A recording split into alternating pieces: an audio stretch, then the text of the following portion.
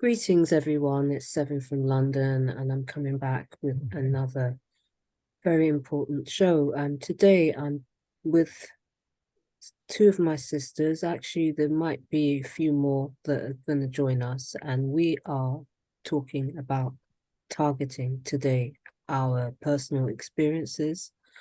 And basically, this is part of the back off campaign because we're being pursued, we're being stalked, we're being violated in ways that is inhumane. And so we've come together in unity, and we're going to grow this from across the globe. And we'll be having more sisters on to talk about what is being done to us. For me, it's in the UK, and for my sister Ambiance, she's in the USA, but she'll explain, and Sister Cheryl. So over to you, my sister Cheryl. Tell us a little bit about yourself, just for 3 minutes, and then we'll pass over to our sister. Okay, well, thanks for inviting me here. Yeah, my name is Cheryl, Cheryl Elaine.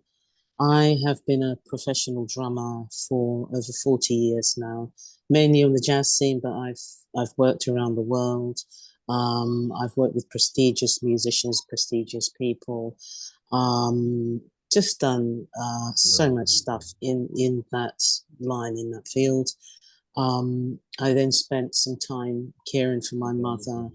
And then when I when she passed, I think it was about 18 months when she passed, I felt forced into downsizing from a place that we were living in to this place here in Finsbury Park. And then I started to notice that anywhere I moved inside my flat, I would have someone moving directly above me, even though my ceiling is clearly not transparent. I would always have someone, and even today, right now, somebody walked in and stood directly above me. I'm in the far end of my house, and someone walked in and stood there. And anywhere I move, I can be pinpointed with precision, which is uncanny, especially from someone above. And I've been dealing with this since I got here in 2013. I've had no one to actually acknowledge what I've been saying or to help me with it. And so, and I've found since then quite a few other sisters that are single, creative, that are also going through very similar experiences. And I started to realize that my situation wasn't just harassment like they would like me to think. It's something much deeper and much more sinister. Hmm. Thank you, my sister. Now, I've known Sister Cheryl for about 30 years. Sister Cheryl is a drummer. As many people know, I am a guitarist. We toured together about 30 plus years ago in the music industry. And as she said, she's been playing with some amazing people, and she's a very respected professional. And she's going to get into talking about what has happened to her. It's funny, 30 plus years later, we've both find ourselves in this situation. So they're definitely going after creative people. Now, my sister Ambiance is in the other side of the pond in the USA. Greetings, my sister. If you'd like to introduce yourself and tell us a little bit about yourself.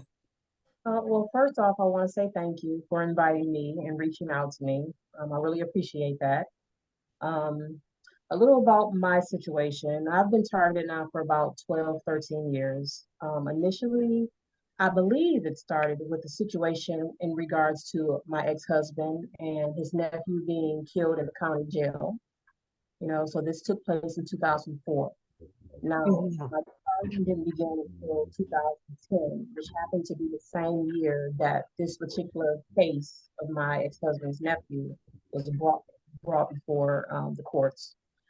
Can I Um, just pause you there for a second, sister? Sister Cheryl, can you hear our sister okay here? Because I'm Yes, yes, yes. feeling like, can you maybe just project your voice a little bit more so that it's really clear? Could be my end, but just in case. Okay. Okay. So basically, I wasn't in the area when the trial first began. I had recently moved back from the DC area. So upon coming back, I came back to take care of an aunt who raised me for 9 years, and she was sick. She had lung cancer, so she was in the third stage of lung cancer. And she was still well when I got back. So I decided to take a class. And then I also decided to volunteer for the Democratic Party because I have in the past. So I had reached out to some associates. And at that time, there was a gubernatorial race taking place.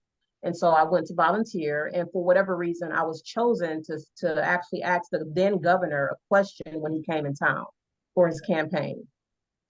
So when I asked the question, I felt like he really didn't respond, like he didn't give me a clear answer. So I had asked it repeatedly. Well, anyway, at that point, there were some people here from the local newspaper or there from the local newspaper. One And second, so, sis. I just want to find out who this is because, hi,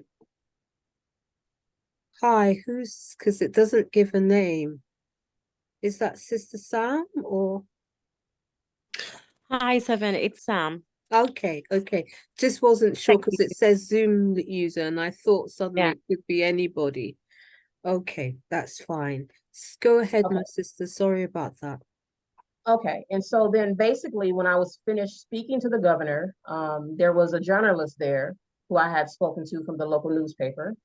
And so he asked me a couple of questions about myself. And then from that point on, I went on about my life. But what I started to notice was whenever I would use my social security number, the computers would blank out, or they would run slow. I was feeling like I was being followed.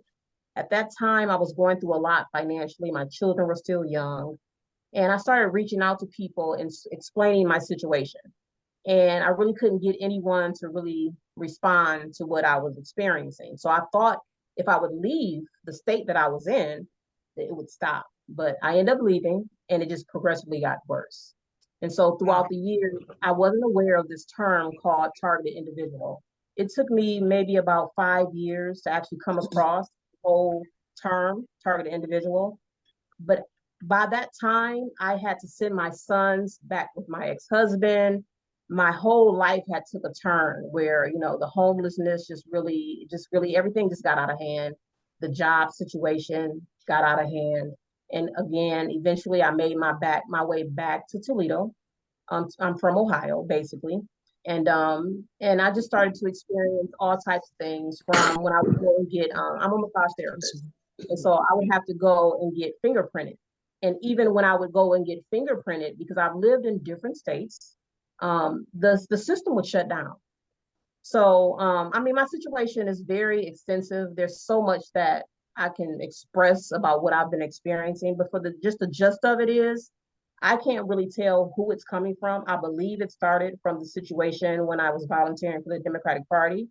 I'm not quite sure, but all I know that it's affected my life in such a way that I'm experiencing homelessness now. So currently I'm living out That's my dream. common. That's actually common. In the UK, people are being literally railroaded into homelessness deliberately. That's why if anybody wants to have a look at the backoff.live website, there is a section called Homeless by Force, and it's part of this program whereby professional women, academics are being forced onto the streets, creative people, for all sorts of reasons, and it's usually nefarious.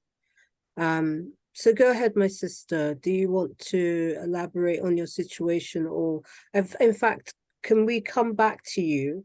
Yes, And that's fine. we hear from Sam now. Yes, that's Sam, can you hear me? Sam, if you'd like to unmute yourself.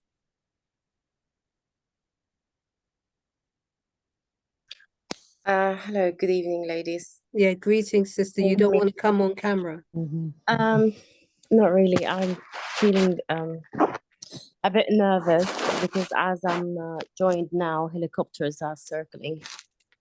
Yeah, but So you know, even if they start circling, I mean, we have to get past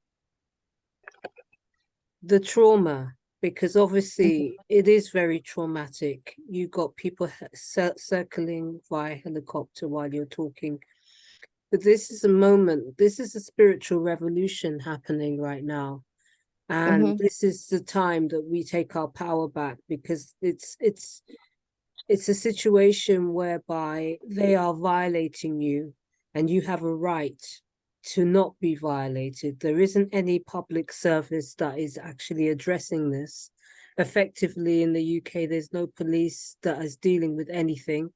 And I would say it's probably the same for you, isn't it, my sister? Ambiance.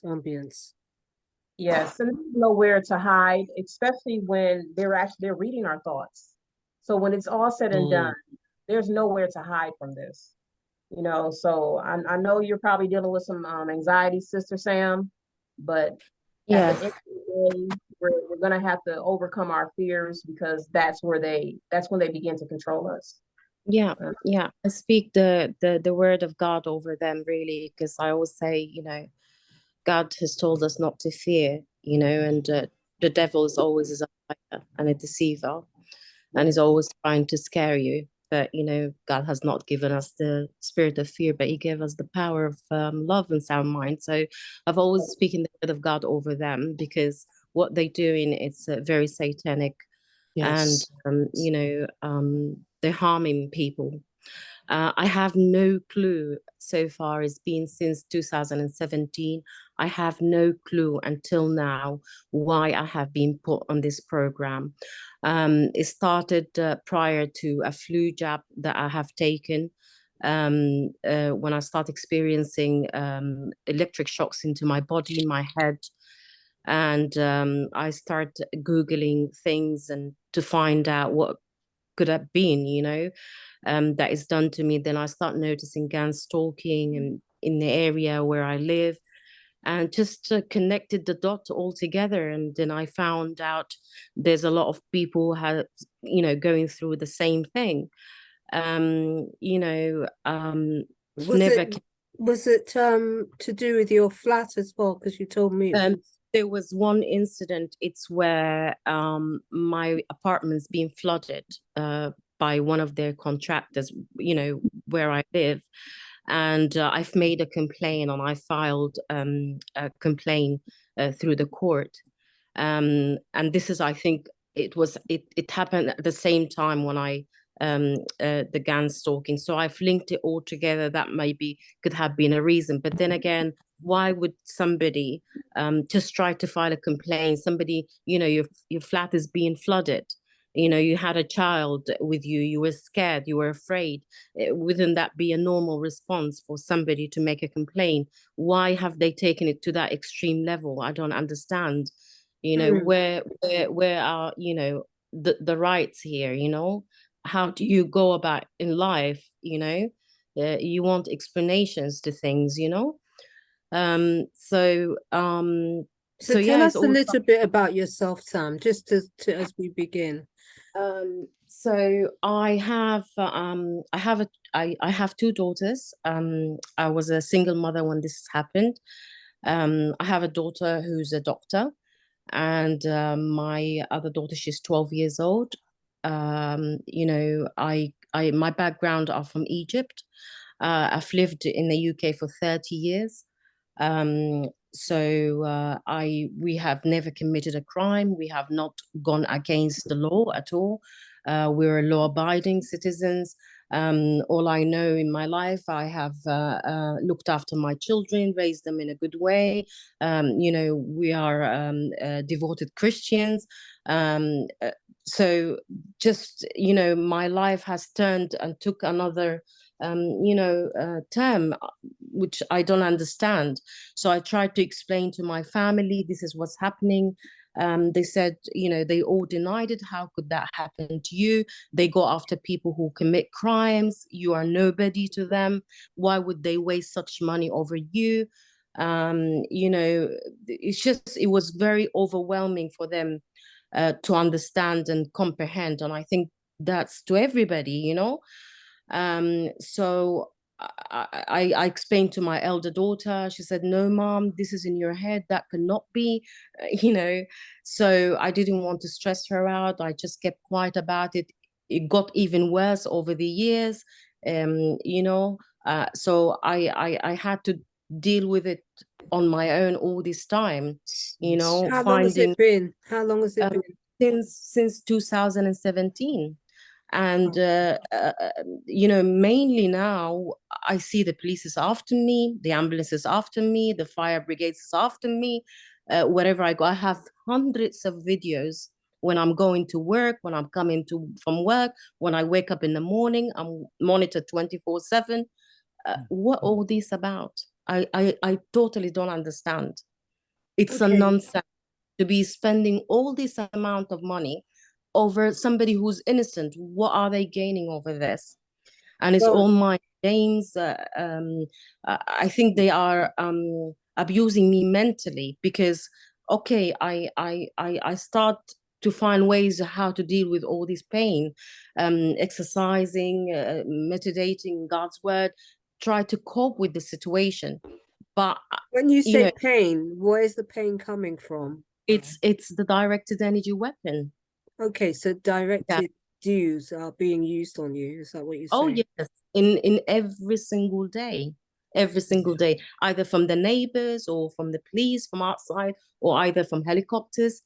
This is not a lie. This is not a game. This is not. This is true. That's true. This is happening. Right. Well, You one of know? the things I want to do, thank you, my sister. I want to hear from Sister Cheryl again, but one of the things I want to show people is the gang stalking manual, because it will, just to give people, as we start to take this discussion, because a lot of people are not aware. I mean, for me, I've been targeted for, it's 20 years this year. And I mean, I actually just put out a series of 4 videos. If you want to go onto my channel, which is Urgent UK News Updates, you can have a look at my 20-year journey, which I just published today.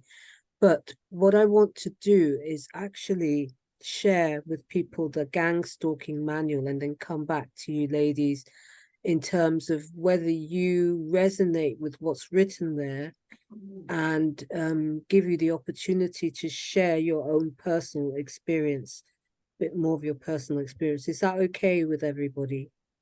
Yes. Okay, thank you. So I Sure. just want to, just bear with me. I just want to just go on to this manual.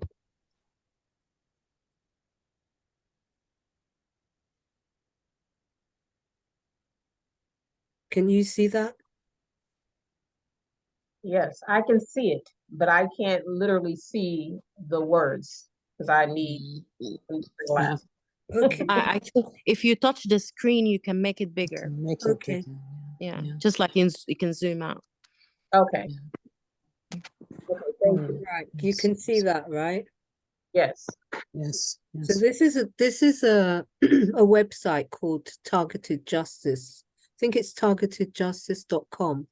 And these are a lot of links which shows you the whole gang stalking. If you go on to any of the links, it should give you information. You can click any of these, but in particular is the training manual. Now, what Sam and Cheryl and Sister Ambiance was saying is that they have been subjected to the phenomena, and myself included, of gang stalking. Now, what is very, very interesting is that there is a manual, and this manual is how they are training absolute criminals to stalk everyday people. And I want to share a little bit of what's on the manual. Now, the manual itself, I'll show you the cover of it, but let me just make it a little bit smaller so that you can see the actual cover of the manual. Oops. And then what we're going to do, Mhm. it's by Dr. Rainey Kilner. Here, Kilder, I think her name was here. This is the lady here. She was an amazing woman, and they killed her for exposing this. And so that's the magnitude of this manual, people. This is no light thing. As our sister Sam was saying, she's not done anything. She's an ordinary mother. Most of us are ordinary people, and we find ourselves in these extraordinary situations. So let me just read just a little bit. Is mind control possible? Absolutely. There is a mounting of evidence. Today, we know there are technologies that can induce sound into the brain at a distance, can monitor the brain waves. Sorry. Oops.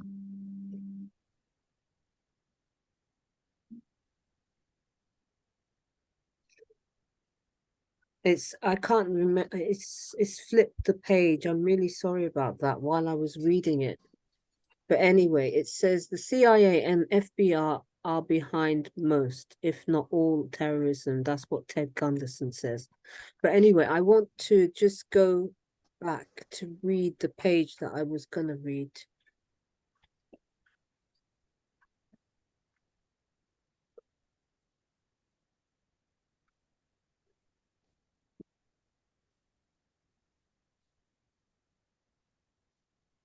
Dr. Raini Kildner, MD, was chief medical officer in northern Finland, where she became aware of the government's gang-stalking program. She wrote a book exposing the targeted individual program. That included the training manual for gang-stalking.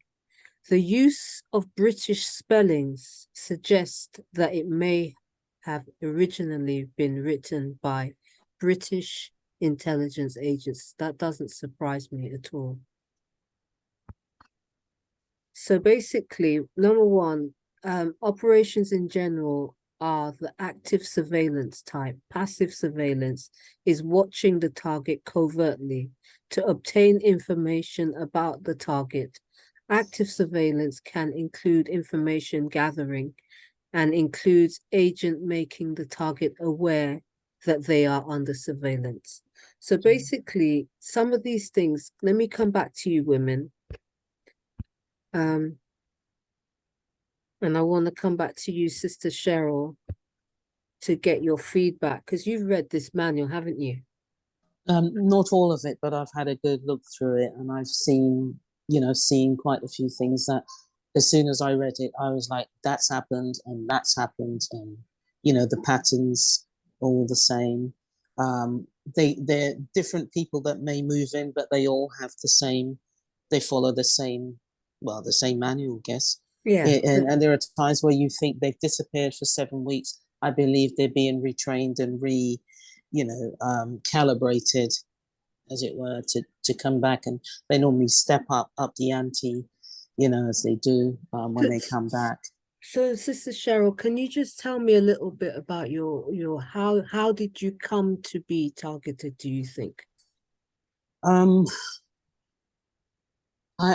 have no idea, to be really honest. I started noticing, in fact, before I left the place where I was caring for my mother, I started noticing that my television set, as funny as it may sound, was doing things. It was like a smart TV at the time.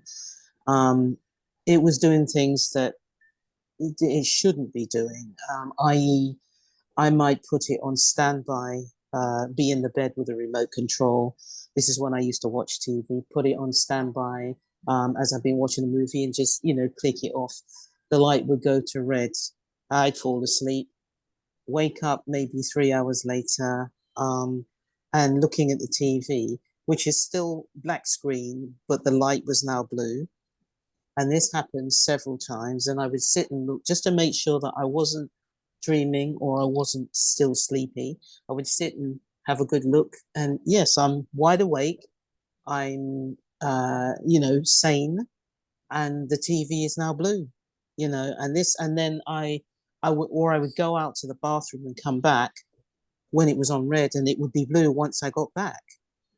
So, So what does that sorry, mean? blue, it would be blue when I went out and red when I got back. But what So does that mean? What does that mean? well, when it's on red, it's standby. It should be standby and it's off. But when the light turns blue, blue would only be when the screen was on. But the screen was still black, but the light was blue now. And then I'd go out and come back and it had changed to red. So it was like whatever that TV was doing, it was monitoring me in some way, shape, or form. Okay. And so I eventually got rid of it, you know. But that was when I started noticing things that were strange. And then it got full on when I moved here, was forced to move here after my mother died.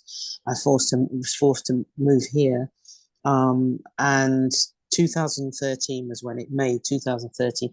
But in fact, before, because when I was viewing this place, two of the people that were to live above me, and they were clearly he clearly had mental health issues. It was obvious, and his wife.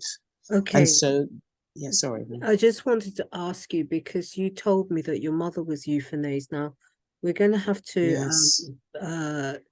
come back after part one. This is part one, just to introduce the whole situation. But just in a few Yeah. words, you were talking to me about your mother was euthanized, and then you were asked to downsize from your Yes. mother's house after she.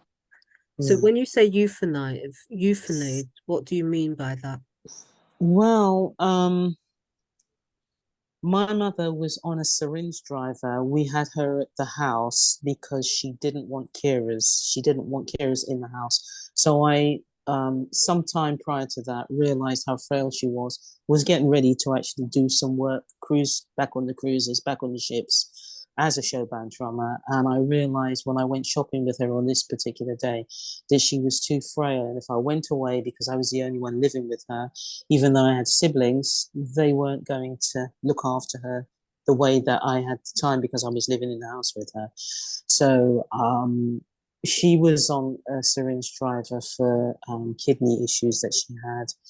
A syringe driver is something that palliative carers put into your arm, so you have a constant supply of, it may be morphine. They couldn't give her morphine, so it would have been something, an equivalent, but it keeps you sedated because when she was on the tablets would work and she would have no pain. Then they would wear off and she would have pain. So she was having this yo-yo effect. And she said to me, I can't deal with the pain. You know, can you do something? I was always dealing with her doctors and I spoke to them and they said they couldn't do anything. They would have to introduce palliative carers who just make people comfortable. And there was a black bag, a black suitcase that they brought and left in the corner of her bedroom, unbeknownst to me. Just hold on a minute. You said to me that one person, because just now you said they. Can you identify? Was it a female, a man? Somebody came round to the house? Yes. When I talk about palliative carers, that's what they recommended. But there was a specific woman that would come to the house. And when my mother, the day that she passed, she had a different look, obviously, because she was really unwell. And I think that this person saw that and, used whatever she had in that suitcase. And she gave my mother an injection. When I felt we were all in the room at the same time. My mother was in the bed. They had a hospital bed in the bedroom. There was myself. I was cleaning my mum's face. And this woman, palliative care, had her back to me and she had access to suitcase. So she was actually preparing a syringe with a couple of, medications in there that was then told to me by another friend. What was the name of it? We're gonna I think midazolam was one of them. Midazolam. That's come up a lot during the Yes. whole COVID situation in terms of Yes. euthanizing people, Yeah. using euthanasia. We're going to have to come back after part two, so that we can hear the our sister Ambiance story as well, Yes. and I want to get all your feedback in terms of how you feel this whole situation, what we should be doing about it, and how it's affected your life. So we're going to have to come back, ladies. Apologies. The time seems to go very, very quickly. So just bear with me and I will send you the next link. So please come back for part 2, everyone. We're talking about targeting and back off our sisters. Okay, my sisters. Nice to meet you, Sam.